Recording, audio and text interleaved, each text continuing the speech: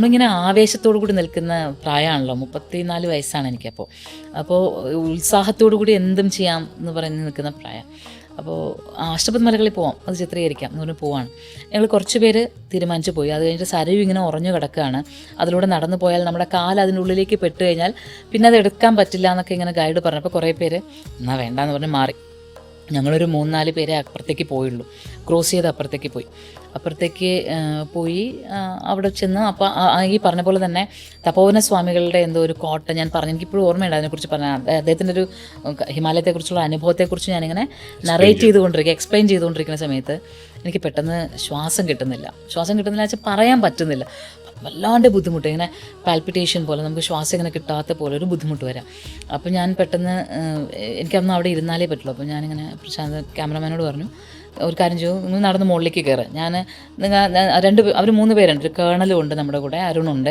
അപ്പോൾ അവർ 3 പേര് അങ്ങോട്ട് നടന്നുള്ളൂ, ഞാൻ മെല്ലെ വരാം. ഞാൻ കുറച്ച് നേരം ഇരുന്നിട്ട് ഈ സാധാരണ അത് പ്രശ്നം വരുമ്പോൾ കുറച്ച് നേരം ഇരിക്കുമ്പോൾ അതൊന്ന് സെറ്റിലാവും, പിന്നെ മെല്ലെ. അപ്പോൾ എനിക്ക് സ്പീഡിൽ നടക്കാനൊന്നും പറ്റാണ്ടായി തുടങ്ങിയിട്ടുണ്ടായിരുന്നു. അത് കാലൊക്കെ ഇങ്ങനെ സ്ലോ ആയിട്ട് വളരെ വളരെ പതിയെ വെക്കാൻ പറ്റുന്നുള്ളൂ. അപ്പോൾ ഇങ്ങനെ അതിനെക്കുറിച്ച് അതുകൊണ്ട് പറഞ്ഞ് നിങ്ങൾ നടന്നോളൂ, ഞാൻ അങ്ങ് എത്തിക്കോളാം എന്ന് പറഞ്ഞു. അങ്ങനെ ഞാൻ അവിടെ ഒരു കല്ലിൽ ഇങ്ങനെ ഇരുന്നു. എന്നിട്ട് ഇവരിങ്ങനെ പോകുന്ന കാണാം. ഞാൻ കല്ലിൽ ഇരുന്നിട്ട് നോക്കുമ്പോൾ കൈലാസം ഇങ്ങനെ തൊട്ടടുത്ത്. അഷ്ടപത് മലകളുടെ ഒരു വലിയ പ്രത്യേകത അതാണ്, കൈലാസം നമുക്കിങ്ങനെ സ്പർശിക്കാമെന്ന് തോന്നുന്ന അത്രയും അടുത്താണെന്ന് തോന്നും. നമ്മൾ ചെല്ലുന്തോറും ദൂരം കൂടിക്കൊണ്ടിരിക്കും. എന്നാൽ അപ്പോൾ ഞാനിങ്ങനെ ഞാൻ ഒറ്റയ്ക്ക് കൈലാസത്തെ കണ്ടുകൊണ്ടിരിക്കുക എന്ന് പറയുന്ന ഒരു അനുഭൂതി എന്താണ്. അപ്പോൾ ഞാൻ അതിനെക്കുറിച്ച് ഇങ്ങനെ എഴുതുന്നുണ്ട്. പിന്നെ കുറേ നേരം കൈലാസം നോക്കിയിരിക്കും, വീണ്ടും ഇങ്ങനെ എഴുതുന്നുണ്ട്.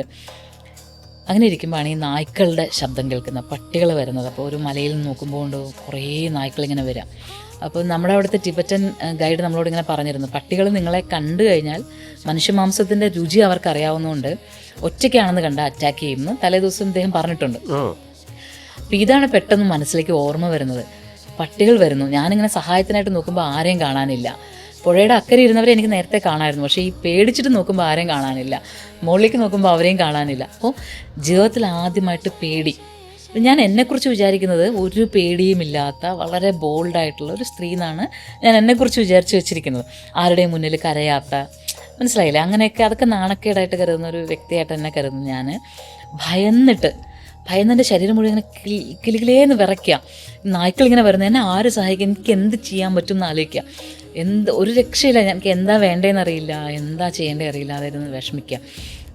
കുറച്ച് നേരം കഴിഞ്ഞപ്പോൾ എനിക്കിങ്ങനെ പെട്ടെന്നൊരു തോന്നൽ വന്നു. ഞാനിങ്ങനെ ഉള്ളിൽ നിന്ന് നമഃശിവായ എന്ന് ജപിക്കുകയാണ്. ഞാൻ നമഃശിവായ അതിന് മുന്നേ ജപിച്ചിട്ടില്ല. മൂകാംബിക ഉപാസകയാണ് ഞാൻ. മൂകാംബിക ദേവിയുടെ പ്രാർത്ഥനകൾ പറയുന്നല്ലാതെ അങ്ങനെ ജപിക്കുന്നതിലൊക്കെ നമ്മളിങ്ങനെ കാഷ്വലായിട്ട് ആരെങ്കിലും പിടിച്ചിരുത്തിയാൽ കുറച്ച് നേരം നിമിഷം എന്ന് പറഞ്ഞു പോകുന്നതല്ലാതെ അങ്ങനെ ആത്മാർത്ഥമായിട്ടൊരു ജപം, അത് ജപവും അല്ല, അതൊരു ആത്മാവിൻ്റെ ഉള്ളിൽ നിന്ന് നമ്മളെന്താ പറയുക, ആക്രോശിക്കുന്ന പോലെ ഓം നമഃശിവായ എന്ന് ജപിക്കുക. അപ്പോൾ ഈ നിമിഷം എൻ്റെ മുന്നിലൊരാളെ ഞാൻ കാണുകയാണെന്ന് തോന്നുന്നല്ല, കാണാണ്. ഞാനിപ്പോൾ പ്രേമനെ കാണുന്ന പോലെ, പ്രേമൻ്റെ മുന്നിൽ നിൽക്കുന്ന ഒരു യാഥാർത്ഥ്യമാണ്. അതുപോലെ ഒരാളെ കാണാൻ ടിബറ്റൻ കോട്ടൊക്കെ ഇട്ടിട്ട് കയ്യിൽ ഫോണും ഒക്കെ ആയിട്ട് ഒരാൾ എൻ്റെ മുന്നിൽ നിൽക്കുകയാണ്. ഇങ്ങനെ അർത്ഥനിമീലിത നേത്രങ്ങളും ഒക്കെ ആയിട്ട് ഇങ്ങനെ നിൽക്കുകയാണ്. വെച്ചാൽ കണ്ണിങ്ങനെ ടിബറ്റുകാരുടെ കണ്ണിങ്ങനെ അല്ലേ. അപ്പോൾ അങ്ങനെ ഒരാളെൻ്റെ മുന്നിൽ നിൽക്കുക. അപ്പോൾ ഞാൻ വേഗം കയ്യിലേക്ക് ഇങ്ങനെ പിടിച്ചിട്ട് ആളോട് ചോദിക്കുകയാണ്, പട്ടി വരുന്നു, അല്ല കുത്ത, ഡോഗ് എന്നൊക്കെ പറഞ്ഞ് എനിക്കറിയാവുന്ന ഭാഷയൊക്കെ പറയുന്നുണ്ട്. മുന്നിൽ നിൽക്കുന്ന ആൾക്ക് മാറ്റമൊന്നുമില്ല, ആളിങ്ങനെ നോക്കി നിൽക്കുന്നുണ്ട്. അപ്പോൾ ഈ തിബറ്റൻ ഗൈഡ് നമ്മളോട് പറഞ്ഞിട്ടുണ്ട്, നമ്മളിങ്ങനെ ഒറ്റപ്പെട്ട് പോകുമ്പോൾ ചിലപ്പോൾ ഈ തിബറ്റുകാർ നമ്മുടെ മുന്നിൽ വരും, അവരുടെ കയ്യിൽ ഫോൺ ഉണ്ടാവും. അപ്പം നമ്മളുടെ ഏജൻറ്റിൻ്റെ കോഡ് എല്ലാവരും കയ്യിൽ വെച്ചിരുന്നാൽ മതി, അത് ഡയൽ ചെയ്ത് കഴിഞ്ഞാൽ നമ്മൾ റെസ്ക്യൂ ചെയ്യുമെന്ന് പറഞ്ഞിട്ടുണ്ട്. പക്ഷേ അതും എൻ്റെ കയ്യിലില്ല, ആ പേപ്പറും ഇല്ല, എൻ്റെ കയ്യിലില്ല. അപ്പോഴാണ് ഞാൻ ഇദ്ദേഹത്തിൻ്റെ കയ്യിൽ പിടിച്ചിട്ട് ഇങ്ങനെ പറയുന്നത്, നായി വരുന്നു എന്നൊക്കെ പറയുന്നത്. കുറേ എന്തൊക്കെയോ ഭാഷകളിൽ പറയാൻ ശ്രമിച്ചിട്ടുണ്ട്. പക്ഷേ അവിടെ നിന്നും റിയാക്ഷനൊന്നുമില്ല. പക്ഷെ പിന്നെ എന്താ സംഭവിച്ചത് ശരിക്കും പറഞ്ഞാൽ ഇപ്പോഴും ഞാൻ ഓർത്തെടുക്കാൻ നോക്കി എനിക്കറിയില്ല കേട്ടോ. പിന്നെ എന്താ സംഭവിച്ചതെന്ന് അറിയില്ല. പിന്നെ എന്തായാലും നായ്ക്കളെ കണ്ടില്ല, നായ്ക്കൾ എവിടെയോ പോയി, ഇദ്ദേഹവും എവിടെയോ പോയി. പിന്നെ എൻ്റെ മുന്നിൽ വലിയൊരു യാക്ക് മാത്രം, ഒരു പടുകൂറ്റൻ യാക്ക് മാത്രം, പടുകൂറ്റൻ യാക്ക്, അതുവരെ ഞാൻ കണ്ടിട്ടില്ല ആ യാക്ക്, അത്രയും വലിയൊരു യാക്ക്. പക്ഷേ എനിക്കിപ്പോൾ ഞാൻ ആലോചിക്കുമ്പോൾ തോന്നുന്നു എനിക്ക് ആ മൊമെൻറ്റിൽ അതെല്ലാം മറന്നുപോയി തോന്നുന്നു. ഈ ഭയന്ന നിമിഷവും ഒക്കെ ഞാൻ മറന്നതാവാനാണ് സാധ്യത. പിന്നീട് നമ്മൾ ബാക്കിയെല്ലാം അവിടെ പോയി ബാക്കി അഷ്ടപത് മലകളുടെ പ്രത്യേകതകളും ഒക്കെ പറഞ്ഞു, തിരിച്ചു വന്നു, ക്യാമ്പിലേക്ക് വന്നു. അന്ന് രാത്രി ക്യാമ്പിൽ കിടക്കുമ്പോൾ തൊട്ട് എനിക്കെൻ്റെ കൈകളിലൊക്കെ വല്ലാത്തൊരു വൈബ്രേഷൻ തോന്നുക. നമ്മുടെ കൈകളിലൂടെ അതിങ്ങനെ തലയിലേക്ക് എത്തിക്കഴിയുമ്പോൾ നമുക്ക് വൊമിറ്റ് ചെയ്യണം എന്നാണോ തോന്നുന്നത്, അതോ ഇറങ്ങി ഓടണം എന്നാണോ തോന്നുന്നതെന്ന് അറിയില്ല. പാൽപിറ്റേഷൻസ് വരിക, ബ്രീതിങ് കിട്ടുന്നില്ലാത്ത പോലെയൊക്കെ തോന്നുക, അങ്ങനെയൊക്കെ ഒരു അവസ്ഥ വന്നു. പിന്നെ ആ കൈലാസയാത്ര മുഴുവൻ അതുണ്ടായിരുന്നു, ആ പ്രശ്നം ഉണ്ടായിരുന്നു. അത് കഴിഞ്ഞിട്ട് യമദ്വാറിൽ ചെന്ന് നിൽക്കുമ്പോൾ എനിക്ക് നാവ് അനങ്ങുന്നില്ല, സംസാരിക്കാൻ പറ്റുന്നില്ല. അവിടെയാണ് ഈ വലിയ നിർഗളം സംസാരിക്കുന്നു എന്നൊക്കെ പറയുന്നതൊക്കെ എനിക്ക് മുന്നിൽ ഇങ്ങനെ പ്രകടമാവണം. എന്ത് ആ മാതങ്കി വിചാരിക്കുകയാണ് ഭഗവതി ഇങ്ങനെ വീണ വായിച്ചുകൊണ്ടിരിക്കുന്നത് നമ്മുടെ ഉള്ളിലിരുന്ന്. ഒരു നിമിഷം വീണേന്ന് കൈയെടുത്താൽ കഴിഞ്ഞു നമ്മുടെ എല്ലാവരുടെയും കാര്യം. പിന്നെ നമ്മളൊക്കെ ഇങ്ങനെ അന്തം വിട്ടിങ്ങനെ നിൽക്കുകയുള്ളൂ എന്ന് മനസ്സിലാക്കുന്നിടത്ത് നമ്മുടെ അഹങ്കാരം എന്ന് പറയുന്നുണ്ടല്ലോ, കംപ്ലീറ്റ് ആയിട്ട് മുഴുവനായിട്ട് അഹങ്കാരം അവിടെ ഇല്ലാണ്ടായി. പക്ഷേ ഈ യാത്ര കഴിഞ്ഞ് വന്നിട്ടും എനിക്ക് ബുദ്ധിമുട്ടുണ്ടായിരുന്നു, ഒരുപാട് ബുദ്ധിമുട്ടുകൾ. അതായത് എനിക്കിതുപോലെ പെട്ടെന്നായിരുന്നു. പക്ഷേ ആരെങ്കിലും കൈലാസം എന്ന് പറഞ്ഞാൽ ഞാൻ കരയും അങ്ങോട്ട്. കൈലാസവുമായിട്ട് ബന്ധപ്പെട്ട എന്തെങ്കിലും വന്നാൽ പാൽപിറ്റേഷൻ വരും.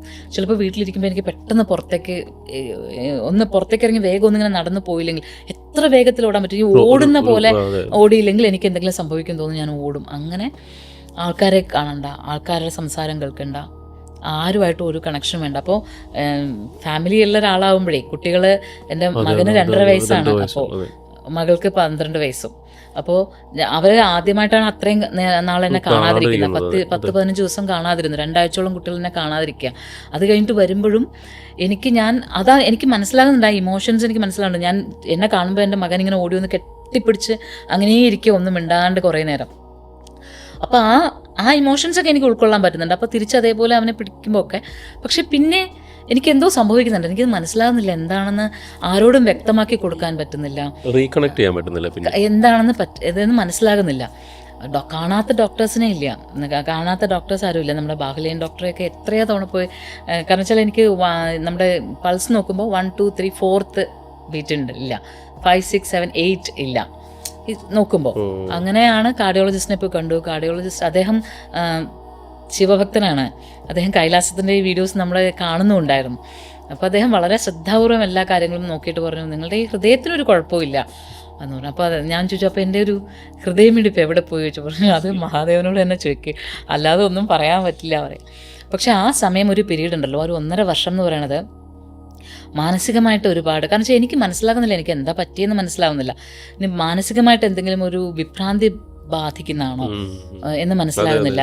പിന്നെ ഫിസിക്കലി വയ്യ എന്ന് തോന്നുകയാണ്, എപ്പോഴും ബോഡിയിൽ പെയിന്, ജോയിൻറ്റിൽ പെയിന്, അങ്ങനെ ഒട്ടും ഒരു സുഖം തോന്നണില്ല. ഒന്നിൽ ക്രൗഡിൽ നിൽക്കാൻ പറ്റില്ല. ഒരു മോളെന്നൊക്കെ പറയുമ്പോൾ അവിടേക്കൊന്നും നമുക്ക് പോകാനേ പറ്റുന്നില്ല. നമ്മളെപ്പോഴും വേറെന്തോ നമ്മളിങ്ങനെ കാന്തം പോലെ ആകർഷിക്കുന്ന പോലെ തോന്നുകയാണ്. അങ്ങനെ 1.5 വർഷക്കാലം അത്രയും ബുദ്ധിമുട്ട്. പക്ഷെ ഒരു 6 മാസം കഴിഞ്ഞപ്പോൾ നമ്മൾ ഇതുമായിട്ട് അഡ്ജസ്റ്റ് ആവാൻ തുടങ്ങി, സമരസപ്പെടാൻ തുടങ്ങി. ക്ലോസ്ട്രോഫോബിയ ഒക്കെ ഉണ്ടായിരുന്നു. ഇതൊക്കെ ഞാൻ തനിയെ തന്നെ, ക്ലോസ്ട്രോഫോബിയൊക്കെ ഞാൻ തനിയെ തന്നെ ഞങ്ങളുടെ ഒരു ബാത്റൂമിൻ്റെ വാതിൽ അകത്തുനിന്ന് അടച്ചാൽ പുറത്തുനിന്നേ തുറക്കാൻ പറ്റും. വീട്ടിൽ ആരും ഇല്ലാത്ത ദിവസം ഞാൻ അകത്തുനിന്ന് കയറി അടച്ചിട്ട് അത് എക്സ്പീരിയൻസ് ചെയ്ത് അതിന് പുറത്തേക്ക് കിടന്നു. ഒരു സ്ക്രൂ ഡ്രൈവർ മാത്രം കയ്യിൽ വെച്ചിട്ട് നിന്നിട്ട് അത് അഴിച്ച് പുറത്തേക്ക് ഇറങ്ങി. അങ്ങനെ അതോടുകൂടി ആ പ്രോബ്ലം മാറി. ഇങ്ങനെ ഞാൻ ഓരോന്നുമായിട്ടും എന്തോ ഒരു പ്രശ്നമാണ്. പക്ഷെ നമ്മളിങ്ങനെ നിന്നാൽ പറ്റില്ലല്ലോ, ബാക്കി എല്ലാ കാര്യങ്ങളും നടക്കണമല്ലോ, ലൈഫ് അതിങ്ങനെ പൊക്കൊണ്ടേ ഇരിക്കണമല്ലോ. അതുകൊണ്ട് ബാക്കി എല്ലാ കാര്യങ്ങളിലും നമ്മൾ ഇൻവോൾവ് ആകാൻ തുടങ്ങി. 2ാമത്തെ കയ്യിൽ. അപ്പോൾ ഇതിനിടയ്ക്ക് ചിലർ പറഞ്ഞു ഭയം നമ്മുടെ ഉള്ളിൽ വന്നുകൊണ്ടായിരിക്കാം ഒരു പക്ഷേ. അപ്പോൾ ഞാൻ വെച്ചു, കൈലാസം ഞാൻ ശരിക്കും ഭയപ്പെട്ടോ? കൈലാസത്തെ ഭയക്കുന്നതുകൊണ്ടാണോ? അങ്ങനെയാണെങ്കിൽ വീണ്ടും കൈലാസം പോയി. അതായത് മോക്ഷയുടെ ആദ്യത്തെ യാത്ര പോകുമ്പോഴൊക്കെ എൻ്റെ അവസ്ഥ ഇതാണ്. പക്ഷെ ഞാനത് നന്നായി മാനേജ് ചെയ്യുന്നുണ്ടായിരുന്നു, വേറെ ആരും അറിയാതെ മാനേജ് ചെയ്യുന്നുണ്ടായിരുന്നു. പക്ഷെ അതുണ്ടാക്കുന്ന പ്രഷർ വല്ലാതെ ഉണ്ടായിരുന്നു. ഒരുപാട് ഡോക്ടേഴ്സിനെ കാണാം, പിന്നെ ന്യൂറോളജിസ്റ്റിനെ കാണുമ്പോൾ ENT കാണാൻ പറയും. അങ്ങനെ നമ്മളിങ്ങനെ കുറേ പോയി ഡോക്ടേഴ്സിനൊക്കെ. അത് കഴിഞ്ഞിട്ട് ഒരു 1.5 വർഷം കഴിഞ്ഞിട്ട് സൂര്യകാലടി മനയിൽ വെച്ചിട്ട് സേതുമാധവൻ എന്ന് പറഞ്ഞ അദ്ദേഹത്തെ കണ്ടപ്പോൾ അദ്ദേഹം വളരെ കാഷ്വലായിട്ട്, അദ്ദേഹം ഭയങ്കര രസകരമായിട്ടാണ് സംസാരിക്കുന്നത് കേട്ടോ. അദ്ദേഹത്തെ നമുക്ക് ഇങ്ങനെ പല പല കാര്യങ്ങൾ ഇങ്ങനെ പറഞ്ഞുകൊണ്ടിരിക്കുക. അപ്പോൾ ഉദയാമൃതം നിങ്ങൾ ചെയ്യുമ്പോൾ നിങ്ങൾ ഇങ്ങനെയാണല്ലോ പറയാറ്, അങ്ങനെയാണല്ലോ പറയാറ്, നിങ്ങളുടെ ബോഡി എങ്ങനെയാണല്ലോ അങ്ങനെയാണല്ലോ ഒക്കെ കുറേ കാര്യങ്ങൾ പറഞ്ഞുകൊണ്ടിരുന്നപ്പോൾ അദ്ദേഹത്തിനോട് ഞാനിത് അവതരിപ്പിച്ചു. അദ്ദേഹത്തിനോട് ഞാൻ പറഞ്ഞു, എനിക്കിങ്ങനൊരു പ്രശ്നമുണ്ട്, എന്താ സംഭവിച്ചതെന്ന് അറിയില്ല. അപ്പോൾ അദ്ദേഹം എൻ്റെ അടുത്ത് അടുത്ത പടിയായിട്ട് ചോദിച്ചു, നിങ്ങൾ കൈലാസത്തിൽ പോയപ്പോൾ എന്തെങ്കിലും ഡിവൈൻ എക്സ്പീരിയൻസ് നിങ്ങൾക്ക് ഉണ്ടായോ എന്ന് ചോദിക്കുന്ന മൊമെൻറ്റിലാണ് എനിക്ക് ഈ അന്ന് നഷ്ടപ്പെട്ട ഓർമ്മ തിരിച്ചു വരുന്നത്. കാരണം ഇങ്ങനെ കുറേ സംഭവങ്ങൾ ഉണ്ടായിരുന്ന ആ ഓർമ്മ തിരികെ വരുന്ന അപ്പോഴാണ്. അപ്പോൾ ഞാൻ പറഞ്ഞു, ഇങ്ങനെ ഒരു കാര്യം ഉണ്ടായിട്ടുണ്ട്. ഈ ഹനുമാൻ സ്വാമി ചോദിക്കുന്ന പോലെ ആ സമയത്താണല്ലേ ഇങ്ങനൊരു സംഭവം ഉണ്ടായിട്ടുണ്ടെന്ന് പറഞ്ഞു. അപ്പോൾ എൻ്റെ അടുത്ത് പറഞ്ഞു അത് ശിവനാണെന്ന് വിചാരിക്കൂ. നിങ്ങളുടെ ലോജിക് സെൻസ് നിങ്ങളെ ഇട്ട് ഭയങ്കര പ്രഷറിലാക്കിക്കൊണ്ടിരിക്കുക. നമ്മുടെ തലയിൽ എല്ലാവർക്കും ഒരു ദലൈലാമ ന്യൂറോൺസ് എന്ന് പറഞ്ഞിട്ട് ഒരു സംഗതിയുണ്ട്. അത് നമുക്കിങ്ങനെ ഡിവൈനുള്ള എക്സ്പീരിയൻസസ് ഉണ്ടാകും. അപ്പോൾ ഇതിങ്ങനെ നല്ല എനർജൈസ്ഡ് ആയിട്ട് നിൽക്കുമ്പോൾ നമ്മുടെ ലോജിക് സെൻസ് പറയും അങ്ങനെയല്ല എന്ന് പറഞ്ഞിട്ട് ഇതിനെ സപ്രസ് ചെയ്യും. ഇതാണ് സംഭവിച്ചുകൊണ്ടിരിക്കുന്നതെന്ന് അദ്ദേഹം അന്ന് പറഞ്ഞതാണ്. നിങ്ങൾ ഗ്രാജുവലി അന്ന് കണ്ടത് ശിവനെ തന്നെയാണ് എന്ന് വിചാരിക്കുക. അത് ആരും ആയിക്കോട്ടെ, ഒരു തിബറ്റൻ ഗൈഡായിരിക്കാം, ഒരു സാധാരണ മനുഷ്യനായിരിക്കാം, ആരും ആയിക്കൊള്ളട്ടെ, പക്ഷേ നിങ്ങൾക്കത് ശിവനാണ് എന്ന് വിചാരിച്ചാൽ മതി എന്ന് പറയണം. പക്ഷേ ആ നിമിഷം ഉണ്ടല്ലോ, അത് പറഞ്ഞു കഴിഞ്ഞിട്ടുള്ള ആ നിമിഷത്തിൽ ഞാൻ ആലോചിക്കുമ്പോൾ അങ്ങനെ വിചാരിക്കേണ്ട കാര്യമില്ല, അത് ശിവൻ തന്നെയാണ്. അല്ലെങ്കിൽ പിന്നെ അദ്ദേഹം എവിടെ പോയി? ഈ വന്നപ്പോൾ നായ്ക്കൾ എവിടെ പോയി? ഇവരൊക്കെ എവിടെ പോയി? ഈ ആൾക്ക് എവിടെ അപ്പോൾ പിന്നെ എനിക്ക് മനസ്സിലായി, ഞാൻ ഈ അദ്ദേഹത്തിൻ്റെ കൈകളിൽ ഇങ്ങനെ പിടിച്ചുവല്ലോ, ഈ കൈകളിൽ പിടിച്ചെടുത്തുനിന്നാണ് എനിക്ക് എപ്പോഴും ആ പാൽപിറ്റേഷൻ തുടങ്ങുന്നത് എൻ്റെ ഈ ഉള്ളം കൈയിൽ നിന്നാണ്. അപ്പോൾ ഈ കയ്യിൽ പിടിച്ച് സംസാരിച്ചതിൻ്റെ ആ ഒരു തരംഗങ്ങളാണ് എന്നിൽ നിൽക്കുന്നതെന്നൊക്കെ മനസ്സിലായി. അപ്പോൾ ഞാൻ ശരിയാണ്, അത് ശിവനാണ്.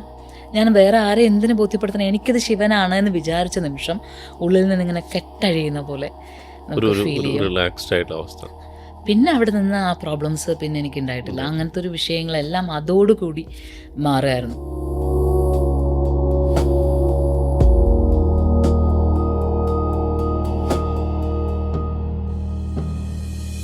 Moksha, Journey to the Self.